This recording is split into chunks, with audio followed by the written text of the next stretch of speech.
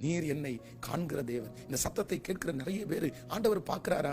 கிதியோன் வந்து சொன்னது போல, ஆண்டவர் என் கூட இருந்தா இதெல்லாம் ஏன் நடக்குது? அதே போல நீங்க சொல்லலாம், கர்த்தர் பார்க்கிறார் அப்படின்னு சொன்னா எப்படி அமைதியா இருப்பாரு? நான் இவ்வளோ பெரிய ஒரு மோசமான சூழ்நிலையில் போயிட்டு இருக்கிறேனே, ஆண்டவருடைய கண்கள் படுகிறதா? ஆம், இன்றைக்கு ஆண்டவர் வாக்கு கொடுக்கிறார். உங்களுடைய சூழ்நிலையை கர்த்தர் பார்க்கிறார். உங்களுடைய காரியங்களை ஆண்டவர் பார்க்கிறார். இன்னைக்கு சத்தத்தை கேட்கிற ஆண்டவருடைய பிள்ளைகளே, நிறைய பேருடைய வாழ்க்கையில் அப்படிதான். ஆண்டவர் வெளியே நிற்கிறார், கர்த்தர் தூரத்தில் நிற்கிறார். அவர் உங்களை பார்க்கிறது உங்களுக்கு தெரியல, அவர் உங்களை கவனிக்கிறது உங்களுக்கு தெரியல.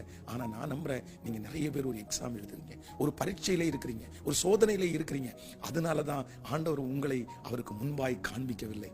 ஆனால் இந்த சூழ்நிலையை முடித்து நீங்கள் ஜெயிப்பீர்கள், நீங்கள் தாண்டி நிற்பீர்கள். அப்பொழுது நீங்கள் கர்த்தருக்கு ஒரு பேர் வைப்பீர்கள், நீர் என்னை காண்கிற தேவன். இன்றைக்கு உங்களுக்கும் எனக்கும் காண்கிற தேவன் ஒருவர் இருக்கிறார். யார் காணாத இடத்தையும் அவர் காணுவார். அவர் பார்க்க முடியாத இடம் என்று எதுவும்